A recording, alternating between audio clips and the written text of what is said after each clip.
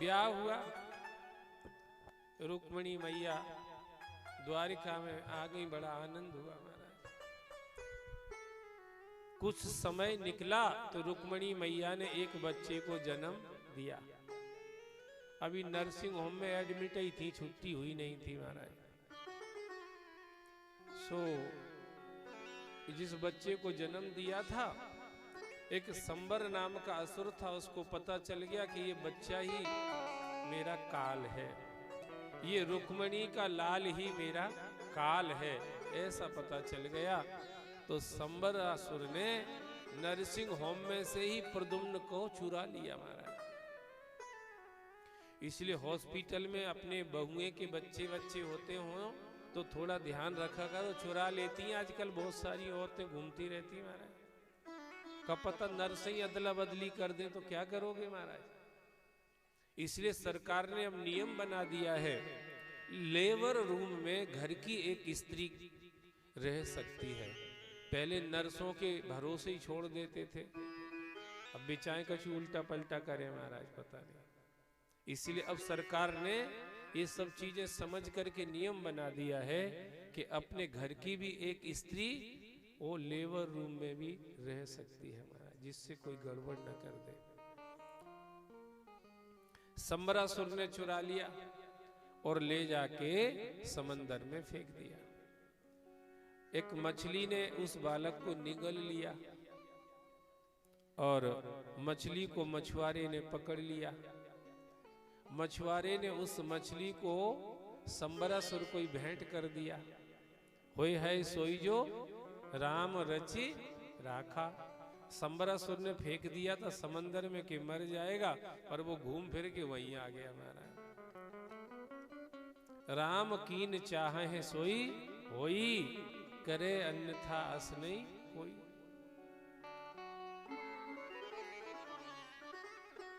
अब वो बड़ी मछली संबरासुर ने देखी तो बड़ा प्रसन्न हुआ। सो किचन में पहुंचाई मछली, बोले आज मछली बनने दो महाराज। क्यों महाराज, कल तो बकरा बना था। बोले हाँ कल मुझे सब याद है, कल बकरा बना था, परसों मुर्गा बना था, आज मछली बनने दो। मीनू चेंज होना चाहिए ना, रोज एक ही आइटम खाएंगे क्या। अब जो असुर लोग होते उनके मीनू के यही आइटम है महाराज। वे घर में खाएं चाहे होटल में खाएं, यही चीजें खाएंगे महाराज। असुरों के कोई अलग आंख दांत कान हाथ नहीं होते, जिनके काम ऐसे होते हैं वे ही असुर होते हैं। जयराम जी की बोलो।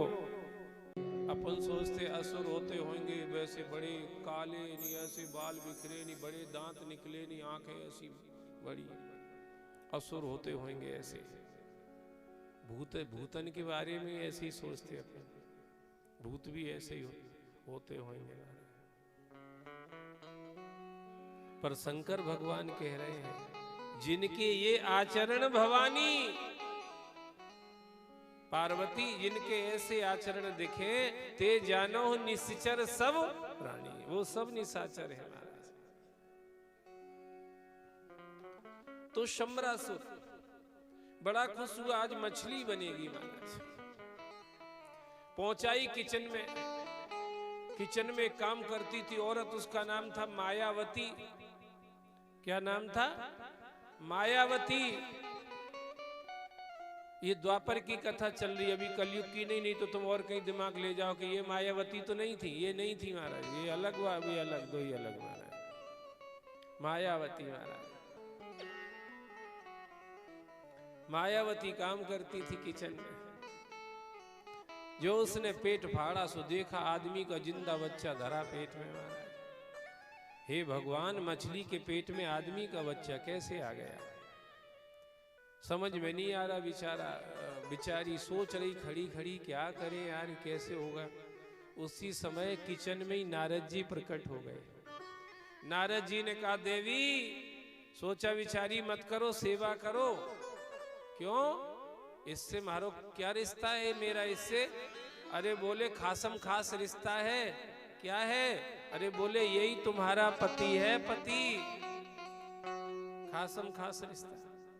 मेरा पति, मैं जवान स्त्री हूं, ये जरा सा बच्चा मेरा पति कैसे हो जाएगा? तब नारद जी ने कहा, तुम्हें पुरानी कथा याद नहीं है, हमें याद है। तुम पहले रति थी और ये कामदेव थे। शंकर भगवान की समाधि में व्यवधान करने चले गए तो देवताओं ने इनको चने के झाड़ पे चढ़ा दिया था, सो चले गए महाराज। शंकर भगवान ने तीसरी आंख से जला करके राख कर दिया। फिर तुम रोती रोती गई कि मेरा पति मार दिया, अब मैं कैसे रहूंगी?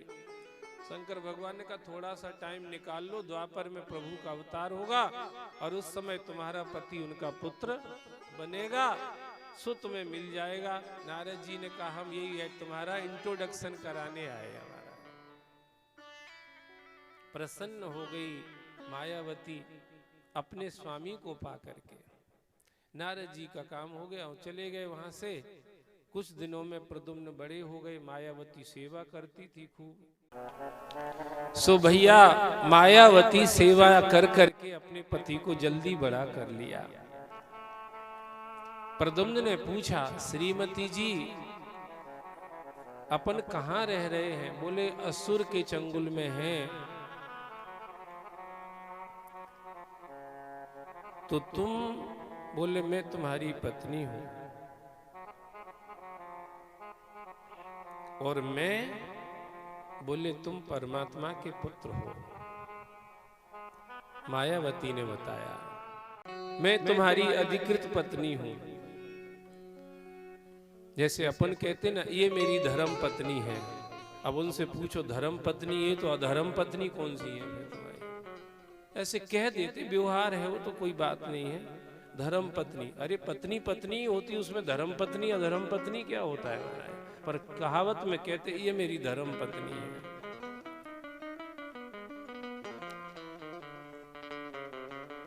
रति ने कहा, अहम ते अधिकृतः पत्नी, मैं तुम्हारी हमेशा हमेशा की दासी हूँ। स्वामी मैं तुम्हारी प्रिया हूँ, पत्नी हूँ, तुम मेरे स्वामी हो, मेरे पतिदेव हो। संबरासुर ने तुम्हारा अपहरण किया, ऐसे ऐसे सारी बात सुनाई। हम लोग असुर के चंगुल में हैं, यहाँ से निकलना जरूरी है, नहीं तो ऐसे ही वातावरण में जीना पड़ेगा। प्रद्युम्न ने कहा, निकल कैसे सकते हैं? बोले संबर का वध हो तो ही निकलना संभव है। बोले इतना खूंखार खतरनाक है, वो कैसे मरेगा? मायावती ने कहा, चिंता मत करो, हम तुम्हें विद्या दे देते हैं, तुम संबर को मार देना।